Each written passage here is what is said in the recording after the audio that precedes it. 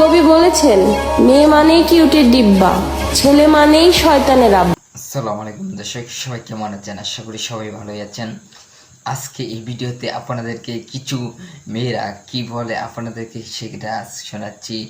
আজকে দেখতেই পাচ্ছেন এই মেয়েটি বয়স কিন্তু বেশি না, বয়স 15 থেকে 16 বয়সের হবে এই মেয়েটি মনে হয় তাই 8 থেকে 9 পরে মনে হয়।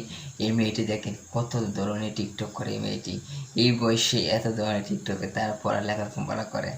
টিকটক করে ভালো কথা, ভালো ভালো টিকটক করুক, টিকটক করে দেখেন উল্টো পাল্টা টিকটক করে। কই বলেছেন, কি বলেছেন দেখেন, এটা বলেছেন সেটা বলেছেন, সাথে সে এটি নিয়ে টিকটক। আচ্ছা আচ্ছা ছোট আপু, আচ্ছা আপু তুমি টিকটক করো ভালো কথা, তুমি ভালো টিকটক করো।